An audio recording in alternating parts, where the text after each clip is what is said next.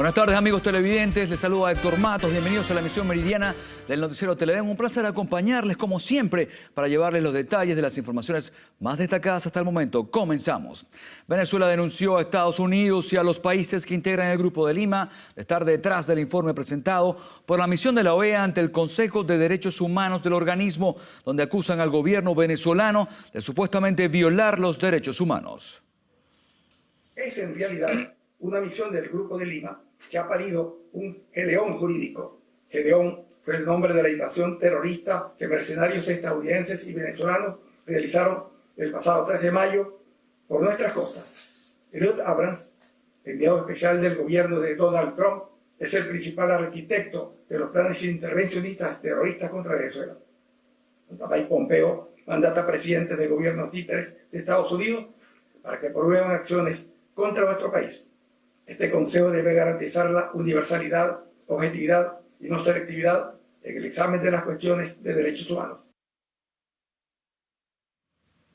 Asimismo, el embajador venezolano en Ginebra, Jorge Valero, aseguró que la Oficina de la ONU para los Derechos Humanos, encargada de organizar esta misión, ha costeado $3 millones para que mercenarios elaboren este informe desde Panamá. Por su parte, la presidenta de la Misión de Determinación de Hechos de este organismo, Marta Baliñas, expresó que el documento entregado hoy se basa en una investigación sobre los presuntos abusos del Estado venezolano, al que acusa también de cometer supuestos crímenes de lesa humanidad.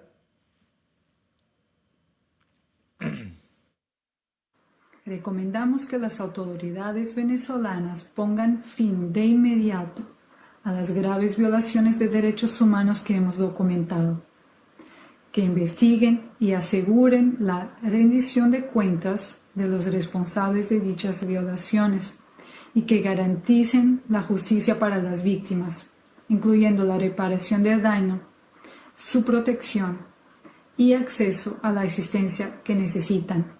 Baliñas afirmó que el informe de la misión, independientemente de determinación de los hechos de la ONU, investigó 4.600 presuntas ejecuciones extrajudiciales por parte de las fuerzas de seguridad venezolanas y 3.479 denuncias de detenciones arbitrarias por razones políticas desde el año 2014.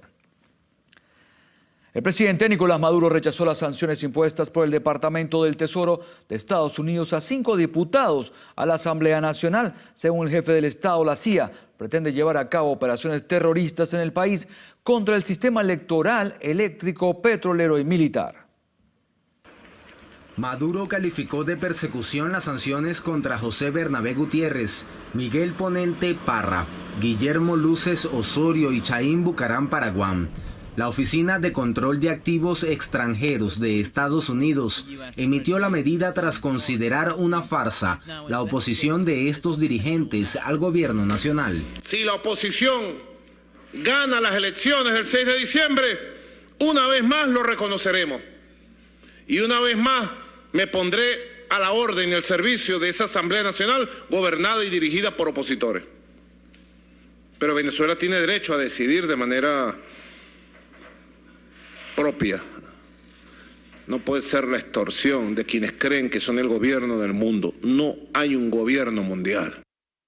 Además, el Ejecutivo alertó sobre supuestos planes contra su administración para las próximas semanas, dirigidos por el gobierno de Iván Duque desde distintos puntos del norte de Santander. A eso sumó la incursión de agentes del sistema de inteligencia estadounidense. Ya capturamos a un agente que lo ha confesado. Las acciones encubiertas, cuando le dieron el plan, qué orientaciones le dieron la luz verde, el dinero, el tipo de armamento.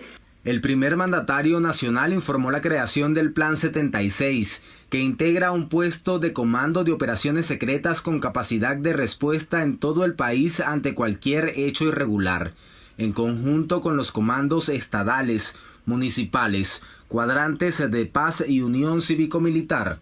Jonathan Cárdenas, Televen. 9 fallecidos y 1.010 infectados por COVID-19 sumó el país durante las últimas horas, 223 más que el anterior balance. Según la vicepresidenta de la República, Delcy Rodríguez, 68.453 han sido diagnosticados con el virus y 564 no lograron recuperarse. Caracas vuelve a liderar la lista de estados afectados con 237 contagios. 44 se detectaron en el Valle, 22 en Catia y 18 en Catedral. Son las zonas más perjudicadas de la capital, según lo informado por Rodríguez en su cuenta de Twitter. Miranda registró 128 casos y Nueva Esparta 127. Le sigue Apure con 93, Aragua 65, Táchira 64 y Yaracuy 55. En Trujillo otros 45 dieron positivos, mientras que en Lara diagnosticaron a 32. La Guaira y Zulia agregan 24 a sus estadísticas, 23 Portuguesa, 18 Bolívar y 15 Barinas. Esta vez, los menos afectados fueron Falcón con 4, Amazonas 3 y 1 en Mérida. Otros 52 portadores del COVID-19 entraron al país desde Colombia. La vicepresidenta de la República, Delcy Rodríguez, destacó que 57.774 se han recuperado y 10.115 luchan por ganar la batalla a la enfermedad. Jonathan Cárdenas, Televen. En el mundo, más de 31.600.000 personas han resultado infectadas por el COVID-19. 971.677 pacientes han fallecido y 21.800.000 ya se han recuperado de este virus, según datos de la Organización Mundial de la Salud. Entre el 14 y el 20 de septiembre fueron detectados casi 2 millones de nuevos casos a nivel global, lo que representa un nuevo récord de contagiados. Sin embargo, la tasa de letalidad disminuyó un 10%. Según números de la Organización Mundial de la Salud, en las últimas 24 horas en el mundo se han detectado 272.000 nuevos contagios para sobrepasar la barrera de los 31 millones de infectados. América es el continente con más contagiados, al sumar 15,6 millones de casos, seguido por el sur de Asia, quienes totalizan 6,2 millones, y luego Europa con 5,2. Gran parte de estos números se han registrado en Estados Unidos, quienes ya contabilizan 6.890.014 contagios. En cuanto a los fallecidos, en las últimas horas, el país norteamericano superó la alarmante cifra de los 200.000 decesos, seguido en esta lista por Brasil, quien ya suma 137.272 muertes, luego de reportar 836 víctimas mortales en las últimas horas. El Ministerio de Salud de Colombia registró 7.000 nuevos infectados para acercarse a las 780.000 personas contagiadas y 24.570 decesos. Argentina, quien ocupa el 10º puesto en cuanto a los casos globales, totaliza más de 64.000 contagios y 13.481 fallecidos. En Centroamérica, específicamente en Costa Rica, las autoridades alertan un posible colapso en el sistema de salud luego de que se detectaran 1.087 casos de COVID-19 y 15 muertes en un solo día. Finalizamos este recorrido en Francia, país que nuevamente reportó 10.000 infectados para rozar la cifra de 470.000 enfermos por esta pandemia. Manuel da Silva, Televen. El Papa Francisco criticó que los líderes políticos de los países prioricen los intereses económicos en lugar de los sociales durante la pandemia, pues a su juicio presentan mayor atención a las farmacéuticas y grandes compañías en lugar del personal sanitario que convive a diario con el COVID-19. Si ascoltano di più le grandi compagnie finanziarie anziché la gente. Se escucha más a las grandes compañías que a la gente o a aquellos que mueven la economía real. Si ascoltano di più le compagnie multinazionali. Se escucha más a las compañías multinacionales que a los movimientos sociales. Se escucha más a los poderosos que a los débiles. El sumo pontífice aseguró que actualmente existe tanto una crisis sanitaria como social, económica y política. Indicó que la forma de solucionarla es que cada quien asuma su responsabilidad de forma individual y colectiva. Francisco también celebró que diversos países hayan prestado ayuda a la población afectada por el coronavirus. Finalmente aseguró que la pandemia puede convertirse en una oportunidad para todos. Los organismos de inteligencia detectaron supuestos planes para impedir las elecciones parlamentarias con un ataque a los servicios públicos. Esta denuncia la hizo el primer vicepresidente del PSUV, Diosdado Cabello, quien además pidió a su militancia estar alertas por si ven a alguien hablando con un acento diferente al venezolano. Los organismos de inteligencia han detectado movimientos que indican a generar violencia, a atacar centros de PDVSA, a atacar centros de la electricidad, a atacar centros del agua. El candidato a la Asamblea Nacional, Jorge Rodríguez, dijo que el Poder Electoral adecúa las medidas de bioseguridad para las elecciones. Se va a promover que los electores estén en sitios más abiertos, lo más abiertos posible, según los que proporcionen los centros electorales. Es un acto muy seguro. Si hay algo seguro desde el punto de vista de la prevención del COVID-19 es el acto de votar, porque es un acto personalísimo. Los voceros del Gobierno Nacional reiteraron su invitación a la Unión Europea para que sean observadores en las próximas elecciones. Óscar Pineda, Televen. La bancada opositora de la Asamblea Nacional Constituyente Asamblea Nacional atribuye el desabastecimiento de combustible a la falta de mantenimiento e inversión en la industria petrolera del país. Diputados respaldaron las protestas por falta de gasolina en el interior del país. Atrás quedaron las décadas cuando Venezuela se abastecía de gasolina o gasoil. Ahora los ciudadanos pueden hacer hasta 15 días de cola para tratar de tener combustible para trasladarse. Según los parlamentarios opositores, la destrucción de las refinerías afecta el funcionamiento de la producción nacional en otros rubros.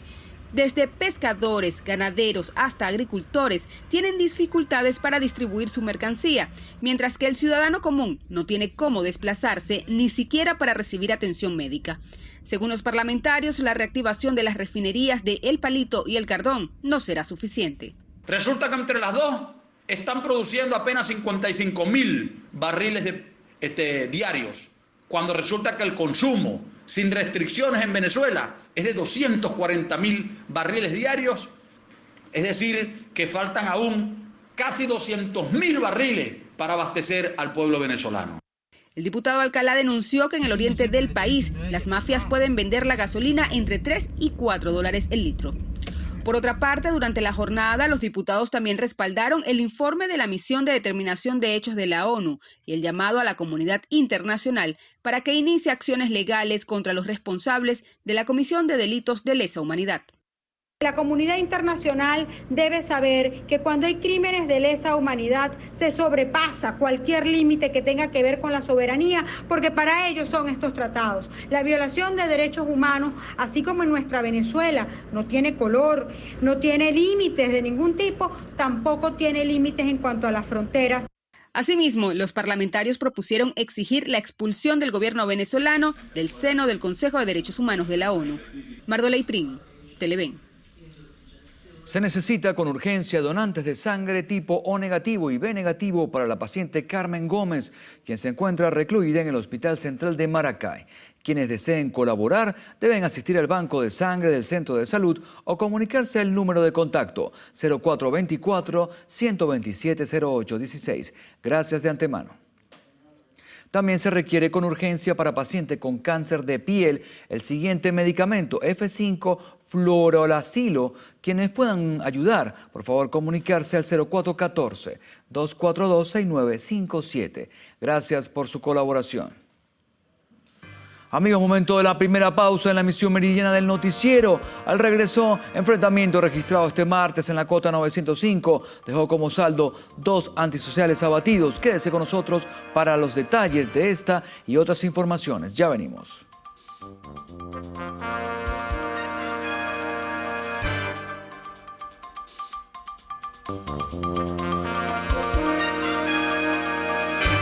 Un enfrentamiento registrado este martes en la Cota 905 dejó como saldo 2 antisociales abatidos por comisiones policiales mixtas. El parte extraoficial señala que formarían parte de la banda de alias El Coqui. Versiones extraoficiales aportadas este martes apuntarían a que un secuestro frustrado por funcionarios de la Policía Nacional Bolivariana dio origen a un intercambio de disparos que dio de baja a 2 delincuentes. Posteriormente, la presencia de la policía forense habría generado una nueva reacción por parte de los antisociales. La otra versión refiere que no se habría tratado de un secuestro, sino de labores policiales para dar captura a integrantes de la banda de alias El Vampi y alias El Coqui, y se habría suscitado el prolongado enfrentamiento con el saldo rojo ya conocido. Por otro lado, habitantes de las comunidades cercanas compartieron videos en redes sociales, donde se estima que el enfrentamiento duró al menos 2 horas. Vecinos de la Cota 905, Puente Hierro y El Paraíso destacaron que se resguardaron en el primer lugar seguro que encontraron a su paso. Luciana Peñafont, Televen. El oficial de la Policía Municipal de Girardot, en Aragua, Nemesio Alexander Aponte, fue asesinado de múltiples disparos por un grupo de criminales. El hecho ocurrió en la urbanización Valles de San Joaquín, en el municipio Baniño. Hasta el momento se desconoce si se trató de un suceso predeterminado. Recordemos que el oficial era escolta del alcalde de la localidad, Pedro Bastidas. En el estado Anzoátegui, un recluso fue presuntamente asesinado en el retén de la Policía Municipal de Guanipa. La víctima, identificada como William José Mesa, de 32 años de edad, recientemente fue sentenciado a 10 años de prisión por el delito de violación a un adolescente. Llegó a ese centro asistencial ya sin signos vitales de vida. A posteriori, su cadáver fue llevado a la morgue para la autopsia de ley, determinándose la factibilidad de que la causa de esa muerte haya sido por asfixia mecánica por sofocación. En conocimiento de esta eventualidad, se instruyó a la dirección de Poli Guanipa para notificar de inmediato al Ministerio Público de este caso y en consecuencia se ha aperturado la investigación penal de rigor, toda vez que hay la presunción de la ocurrencia de un homicidio. Por su parte, el comisionado César Berenzuela, director de la Policía Municipal de Guanipa, informó que aperturaron una investigación a 22 privados de libertad que se encontraban junto a Mesa en el anexo 1 del retén ubicado en las instalaciones de ese cuerpo de seguridad. Desde la zona sur del estado Anzoátegui, Susana Quijada, Televen. Bueno, amigos, en estos momentos vamos a escuchar declaraciones del fiscal general de la República, Tarek William Saab. También Larry de Boe, representante del Estado venezolano en materia de derechos humanos ante los organismos multilaterales. En tal sentido, el día de hoy, nosotros como representantes, repito, del Estado venezolano, Poder Ejecutivo, Poder Ciudadano, hemos creído pertinente presentar ante la opinión pública y posteriormente al ciudadano presidente de la República como jefe de Estado, Nicolás Maduro Moro, el día de hoy, este informe detallado que ha venido siendo, repito, trabajado por activistas de derechos humanos en el terreno, no personas pagadas a sueldo desde afuera, por las propias instituciones del Estado venezolano que tenemos un mandato de la Constitución de la República Bolivariana de Venezuela, que nos lo da el título 3 de nuestra Constitución. Trabajar en Venezuela, en el terreno, ante el sistema de justicia, cualquier acción que atente en contra de los derechos humanos de los venezolanos y buscar su ejemplar sanción y eficaz sanción. Yo quiero recordar nuevamente en este breve preámbulo, ciudadano canciller, que no debemos olvidar, y hay que remarcarlo, los organismos internacionales que vigilan la materia de derechos humanos en el mundo son de carácter subsidiario, son de carácter complementario, no pueden sustituir de facto, porque eso sería un precedente jamás visto en la historia del derecho internacional. Las instituciones de cada nación, repito, son de carácter subsidiario, de carácter complementario. Somos nosotros, en este caso, Ministerio Público, Defensoría del Pueblo, Defensa Pública, Tribunales Penales Ordinarios, organismos competentes en materia del sistema de justicia, los que estamos mandatados y tenemos la responsabilidad de investigar, perseguir y sancionar, como en efecto este informe de manera abundante lo revela, y también como los informes que se le ha entregado a la alta comisionada de Derechos Humanos de Naciones Unidas, la presidenta Bachelet y su equipo aquí trabajando en el terreno con el Estado venezolano, ha estado informado.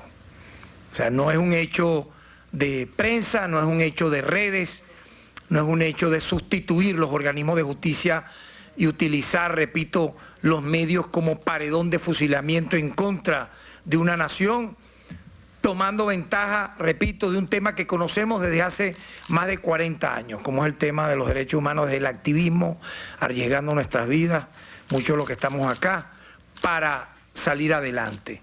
No es así. Desde una lejana red social, desde una plataforma mediática, hablar con un contrato de por medio del tema de los derechos humanos. Es en el terreno, como lo ha hecho, repito, en este caso, Defensoría del Pueblo, Ministerio Público, Tribunales Penales Ordinarios, Defensa Pública, Sistema de Justicia en su conjunto, comités que existen, familiares, amigos de víctimas que vienen y presentan los casos para que no haya impunidad como la pudo haber ocurrido lamentablemente en décadas pasadas en la República Bolivariana de Venezuela en los años 60, 70, 80, 90. En tal sentido, este informe era necesario en este momento y obviamente da para otras importantes narrativas, otras importantes escrituras basadas en la realidad, basadas en acciones judiciales. Es lo importante que yo quiero destacar, ciudadano canciller. Acciones judiciales, imputaciones, acusaciones, sentencias definitivamente firmes en contra de violadores de derechos humanos que en Venezuela no tendrán nunca aliado alguno para cometer sus crímenes, sino todo lo contrario. Contra ellos todo el peso de la ley, como obviamente habrá contra los que cometan delitos de delincuencia organizada, narcotráfico, delitos comunes, etcétera. Es importante eso destacarlo para darle a usted, ciudadano canciller, la palabra y solamente referir que pasado ya unos días observamos que el objetivo de este informe de facto que sale fantasmagóricamente, sin reseña, sin esa, yo diría, roce de la lucha viva de estar entrevistando, visitando, porque tampoco es el interés de ellos, busca, según mi criterio, dinamitar, implosionar el trabajo que ha venido realizando desde hace un poco más de un año la Oficina de la Alta Comisionada de Derechos Humanos de Naciones Unidas en nuestro país. Es como sabotearle esa actividad, cosa que nos parece de una total, no solo descortesía, sino que violenta incluso y contradice los propios principios de Naciones Unidas en materia de derechos humanos. Que mientras esté aquí la Oficina de la Alta Comisionada de Derechos Humanos trabajando en el terreno, yendo incluso, como lo han estado en la frontera, en centros de detención, conversando con víctimas, con familiares, con autoridades del Estado venezolano, con miembros de la ONG, etcétera. Mientras está haciendo ese trabajo, de pronto aparece esta comisión ad hoc pagada y financiada y promovida por el Grupo de Lima, que obviamente es un grupo abiertamente enemigo del pueblo de Venezuela, para querer sustituir este trabajo. Por lo tanto, ciudadano canciller, cedemos la palabra para que usted pueda desarrollar a nivel de lo que implica la diplomacia venezolana, repito, y lo que implica el conocimiento también de todos estos organismos multilaterales, el trabajo que hemos hecho de manera conjunta en este informe.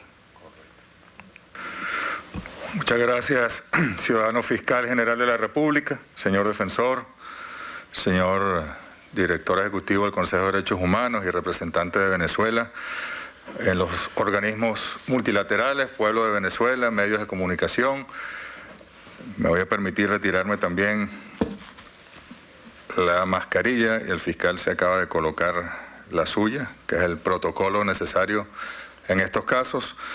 Y bueno, es muy importante. El día sábado, desde esta misma tribuna, decíamos que el Estado venezolano, que no el gobierno, aquí está el poder ciudadano y el poder ejecutivo, en coordinación con el poder judicial, bueno, dando respuesta a los ataques que contra Venezuela se hacen, utilizando como arma política los derechos humanos de las venezolanas y los venezolanos. Es importante, en consecuencia, compartir con el pueblo, lo decíamos el sábado, lo que el sábado aquí se expuso era una primera entrega que íbamos a sistematizar para poder definitivamente demostrar la invalidez de ese llamado informe de determinación de hechos. Y que no es un informe de Naciones Unidas, que así lo hemos visto en los titulares de la prensa internacional. Ningún consejo, ninguna instancia de Naciones Unidas ha votado para aprobar ese informe.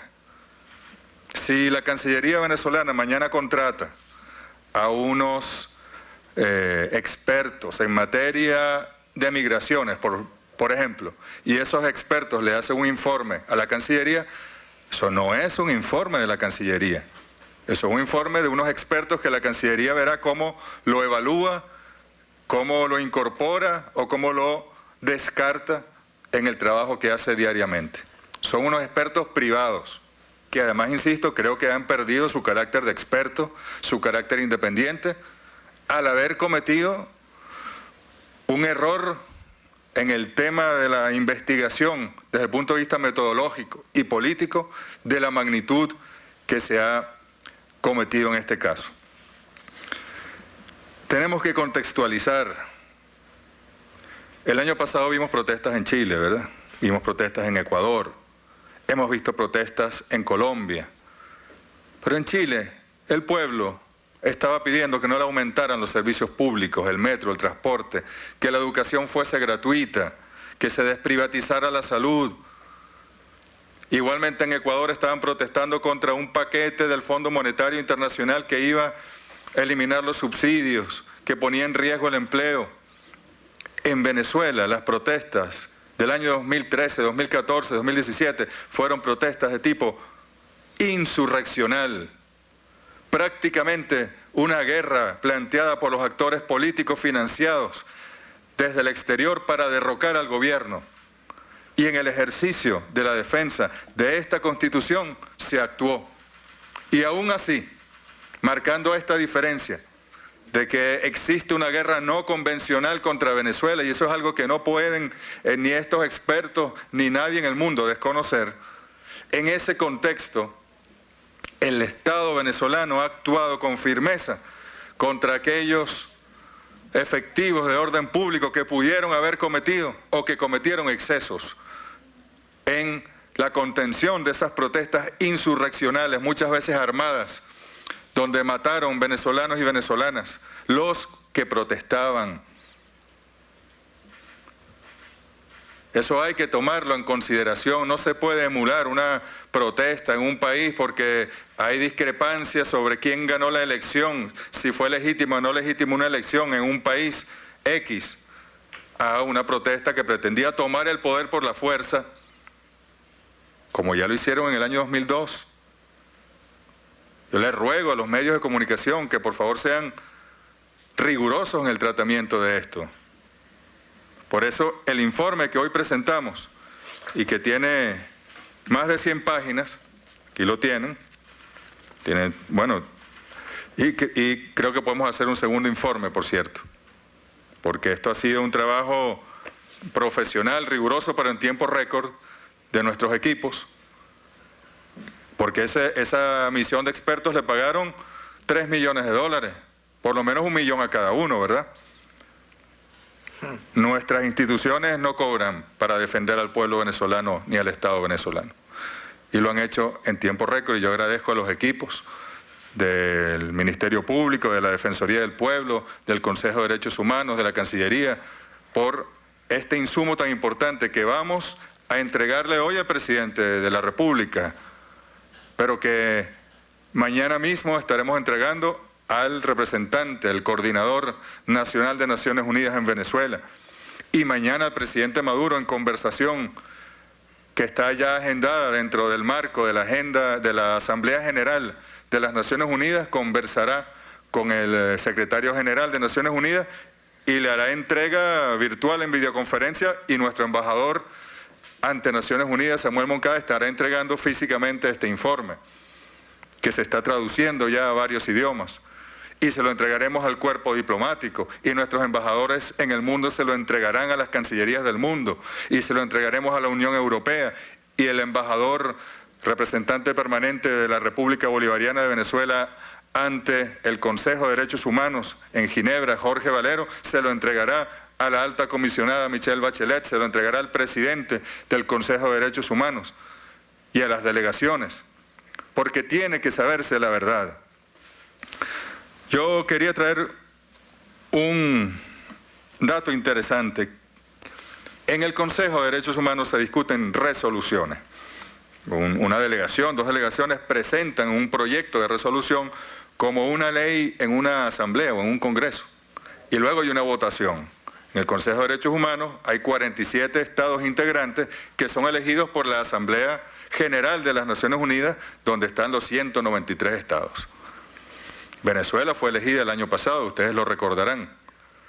El año pasado, el día 27 de septiembre, después que ya se había anunciado la renovación de la resolución con la que veníamos trabajando desde el año 2018, con el Consejo de Derechos Humanos, con la Oficina de la Alta Comisionada de los Derechos Humanos, y que se iba a renovar, se iba a ampliar la presencia de esa oficina en Venezuela, y efectivamente así fue.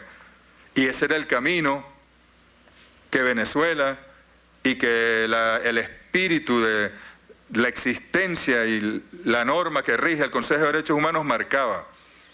La cooperación con la oficina, que es la oficina ejecutiva, por decirlo de alguna manera, que va al terreno, que manda los equipos, que hace los informes, de la alta comisionada, que ustedes recordarán estuvo en Venezuela también el año pasado, y emitió un informe que nosotros desde distintas instancias, bueno, rebatimos en parte, otras recomendaciones las hemos acogido, pero con respeto, con cooperación como la base de esa relación.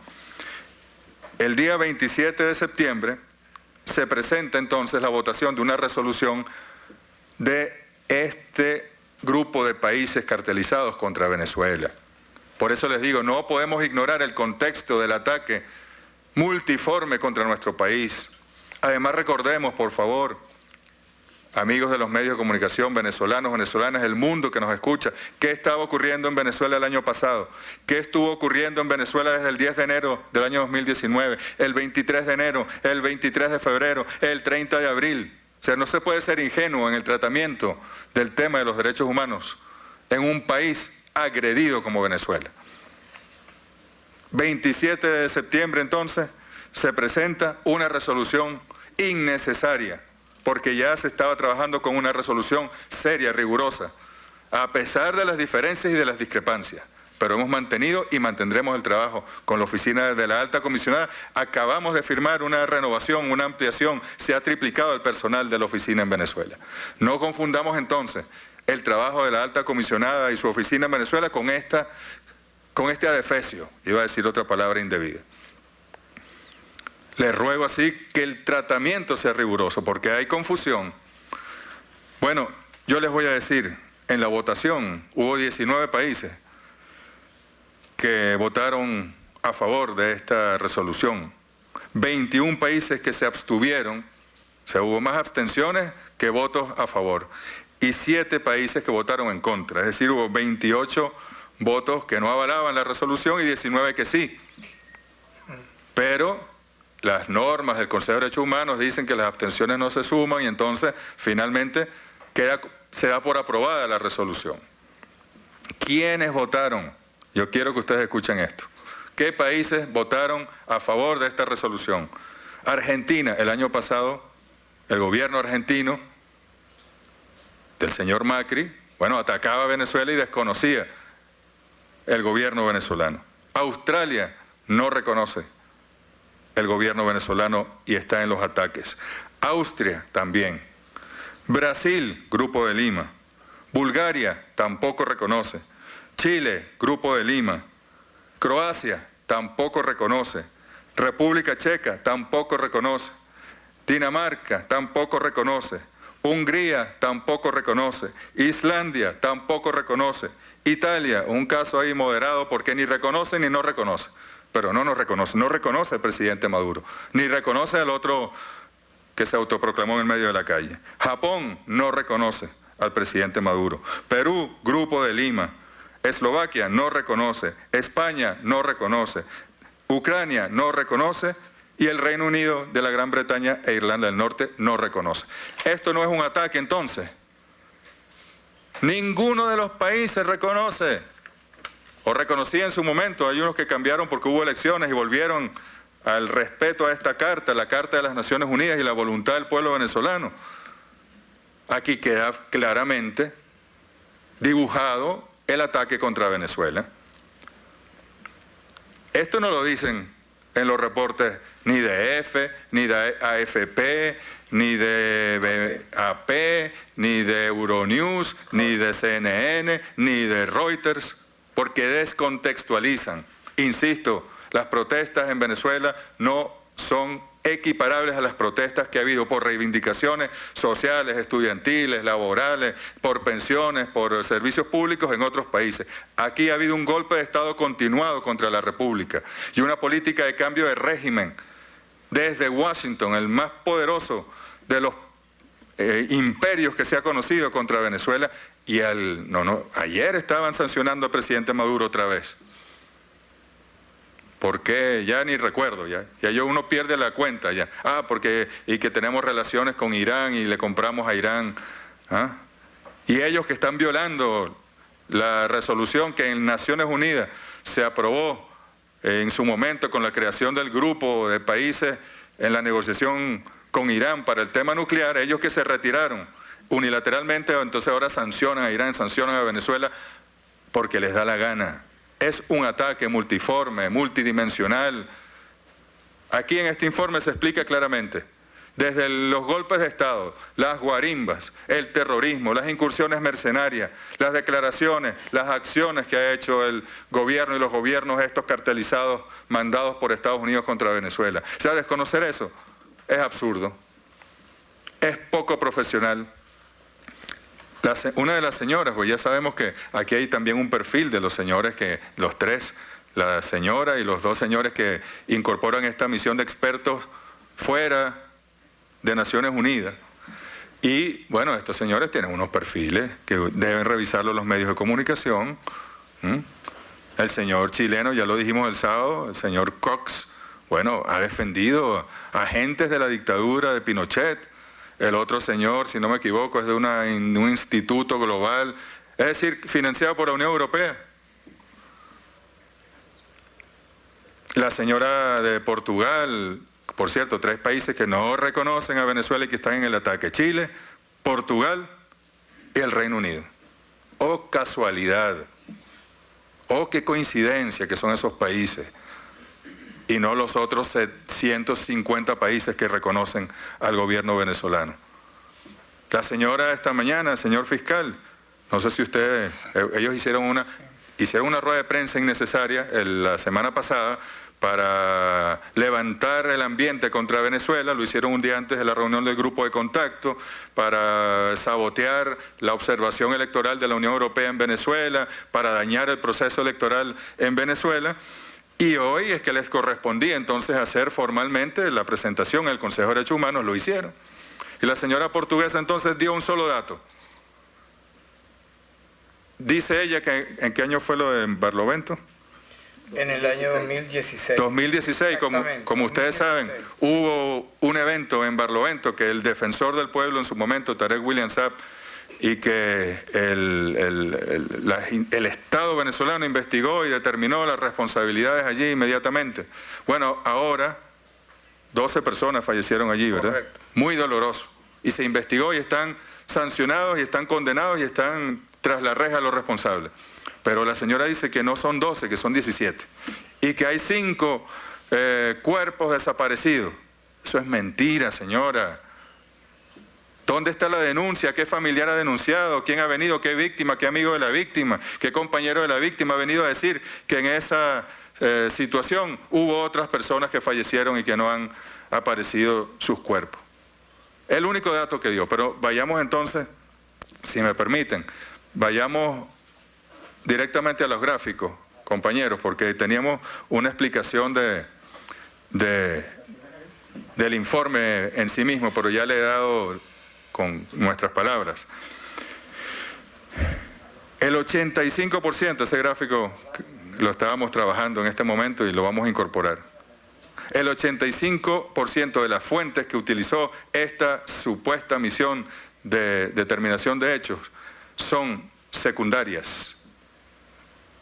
O sea, no son primarias, no son ni los testigos, ni las víctimas, ni los familiares, sino redes sociales, prensa, etcétera, documentos, publicaciones de terceros, ataques y ataques contra Venezuela. Y luego, si vamos al detalle, permíteme aquí, si vamos al detalle si desagregamos ese 85%, apenas el 15% es información primaria, válida en todo caso, como la que tiene la oficina de la señora Bachelet aquí, que tiene toda la información. Es más, yo les puedo decir que los equipos de Michelle Bachelet tienen información que yo como canciller desconozco y no tengo que conocer. Es competencia del Poder Ciudadano, competencia del Poder Judicial, y ellos tienen esa información claramente establecida. El 50% prácticamente, ¿no? Si redondeamos, 59% de las fuentes utilizadas son redes sociales y medios informativos digitales. ¿Qué rigor profesional puede tener esto, por Dios?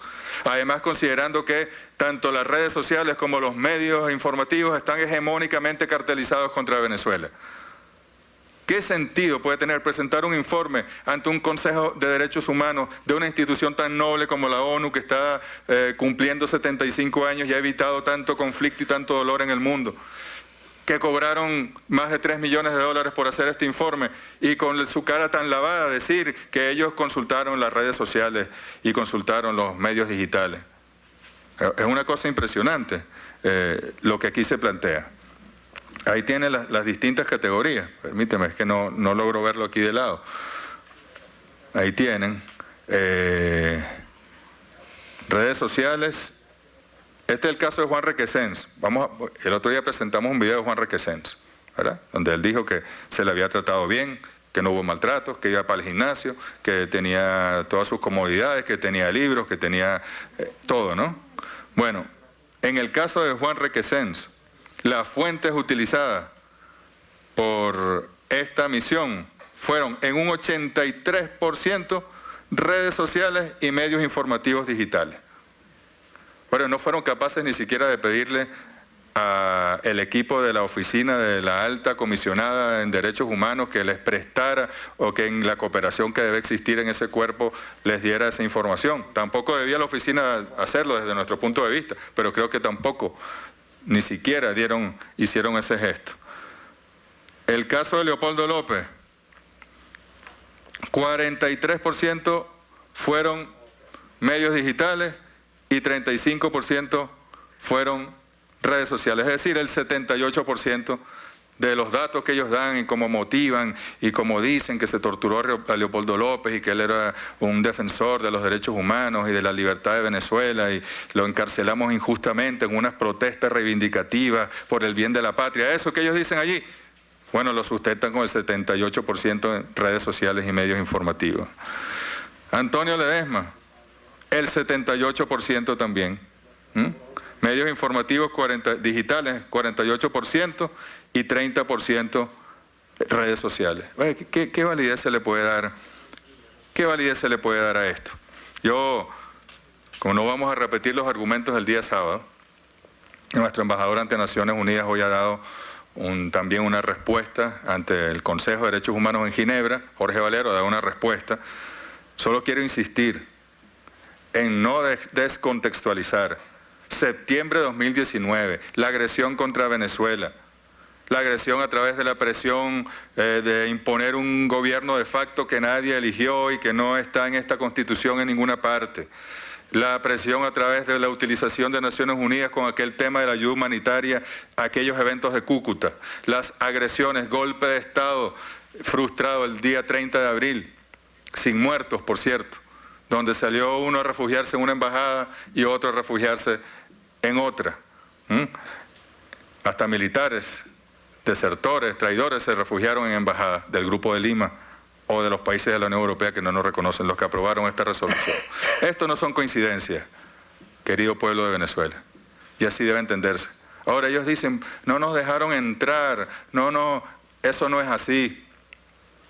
Desde el momento en que se aprobó la resolución, nuestro embajador Valero les dijo, ya Venezuela está trabajando con la oficina de la alta comisionada. Hemos establecido una carta de trabajo conjunto firmada con Michelle Bachelet. Ya hay un equipo del Consejo de Derechos Humanos en terreno en Venezuela y con ellos vamos a seguir trabajando. Venezuela no puede darle validez a esto, presentado por el Grupo de Lima, votado por países que no reconocen el gobierno venezolano y que además pretende sustituir el trabajo de la señora Bachelet y sus equipos en Venezuela de manera tendenciosa, sesgada, para seguir atacando en el contexto de la guerra no convencional de la política de cambio de régimen a Venezuela. Se le dijo formalmente y a cada vez que enviaban una comunicación se les enviaba el mensaje, señores, hablen con la alta comisionada, estamos trabajando con ella, coordine la información sobre Venezuela, la maneja el equipo de la alta comisionada y nosotros no podemos aceptar un ataque y avalar un ataque contra Venezuela de esa magnitud. Así que por ello escuchamos hoy a la Unión Europea y a otros países lamentándose que el gobierno no los dejó entrar. No, ya están aquí está la oficina, aquí tiene 6 funcionarios la oficina de la señora Bachelet y vienen con frecuencia expertos que se reúnen con el fiscal, con el defensor, con Larry de Boe, se reúnen con nosotros, con todos en el Estado venezolano, van a las regiones, van a los centros penitenciarios, van a los hospitales, ahí está la información. Así que también es descontextualizar y refugiarse en una excusa de forma de decir que no se le dé ingreso. No, eso no es así. Se les dijo desde el principio, la resolución que Venezuela ha reconocido es la resolución con la que venimos trabajando con la oficina de la alta comisionada y esta otra resolución no es más que un ataque contra Venezuela y Venezuela está en su obligación, diría yo incluso, no solo en su derecho, sino obligación de no darle validez a esa resolución presentada por gobiernos que no reconocen al nuestro y de grupos como el Grupo de Lima que ha prácticamente ya sentenciado al gobierno venezolano, aunque no tienen moral alguna, porque la situación de derechos humanos en sus países es mucho peor que aquí y no podemos trabajar con ellos. Así que por favor, diríjense a la oficina de la alta comisionada. Así fue. Ahora ellos podrán decir lo que quieran. Aquí está la verdad. Insisto, para darle de nuevo, devolverle la palabra al fiscal. Este informe, aquí está, esto no, miren, no, estábamos revisando anoche, miren, no, esto no lo van a ver, pero aquí está el detalle de las fuentes que utilizaron, porcentualmente. ¿Cuántos tweets, cuántos Instagram, cuántos no sé qué, cuántos del periódico ABC, del periódico Miami Herald, de esos periódicos, el Mercurio, de Chile, del Tiempo, que son amiguitos de Venezuela y de las instituciones y del pueblo venezolano? Ahí está la información. Entonces nosotros no podemos permitir, y aquí hay un esfuerzo del Poder Ejecutivo, el ciudadano y el judicial, que no está aquí sentado, pero que con quien estamos coordinando, porque es nuestra obligación defender al pueblo venezolano. Este informe se le entregará, se distribuirá por todo el mundo como una primera entrega incluso. Y seguiremos trabajando con la oficina de la alta comisionada Michelle Bachelet, con el respeto que hemos construido a lo largo de estos 2 años y esperamos que el Consejo de Derechos Humanos siga ayudando a Venezuela asesorando a Venezuela de manera respetuosa, fuera del contexto del ataque contra Venezuela, fuera de la agresión, fuera de la guerra, y que no se preste, que no se haga política con los derechos humanos, sino política de derechos humanos, y que no se utilicen los derechos humanos como un arma, sino más bien como una hermosa creación de la humanidad en el siglo XX para rescatar a la propia humanidad. El fiscal lo ha dicho aquí, claramente, con cifras, todas las actuaciones del Ministerio Público, de los tribunales, de la Defensoría, para atender cualquier situación en materia de derechos humanos que se presente en cualquier organismo, en cualquier situación confusa o compleja, y para no solo determinar responsabilidades, sino condenar a los responsables de esas violaciones. Muchas gracias, señor fiscal. Muchas gracias a usted, ciudadano canciller. Creo que desarrollando este conversatorio, vamos a decir así, muy importante por su carácter didáctico, que en este momento pueblo de Venezuela observa, incluso diplomáticos también, o periodistas que están acá en el terreno. Yo quiero destacar que en uno de los capítulos importantes de este informe sobre la verdad de Venezuela, destaca uno que tiene que ver con el derecho a la justicia de las víctimas en Venezuela. Como se puede observar acá, el capítulo número 5. Allí, si me permiten, se destacan las actuaciones del Ministerio Público para investigar y sancionar. Ni siquiera por cortesía, así sea una comisión de facto, ciudadano canciller, defensor, comisionado Larry, este grupo de 3 personas dirigió una sola comunicación a este Ministerio Público para indagar sobre casos que supuestamente ellos telepáticamente, vía fantasmagórica, desde Europa, desde cualquier lugar, pero ya vemos cuál fue la fuente, era vía de redes sociales. Así es muy sabroso trabajar en pro de los derechos humanos, donde no estás prácticamente, pero ni remotamente, haciendo el roce real de la lucha por la dignidad humana, sino vía WhatsApp, vía Instagram, vía Facebook, vía Twitter. Eso no existe. En nuestra época, eso iniciamos nosotros en los años 70, 80, 90, Alfredo, que me acompañó en tantas luchas. ¿Cuándo acá usted va a hablar de derechos humanos, judicializar un caso, haciéndolo vía WhatsApp, vía de redes sociales? No. Y ni siquiera, repito, por rigor, consultar al organismo competente, Ministerio Público, Defensoría del Pueblo, tribunales, TCJ, sobre tal o cual caso, cuál es el estatus. No. La idea es disparar, un poco al estilo de Betancourt en los años 60, disparen primero y averigüen después. En este capítulo 5 quiero destacar, aparecen las actuaciones en materia de protección de derechos humanos, actuaciones de fiscales, de ejecución de la sentencia y régimen penitenciario también, actuaciones también en materia de ejecución de la sentencia y régimen, atención a los privados de libertad, una parte que quisiera un poco desarrollar, y obviamente la atención a las víctimas.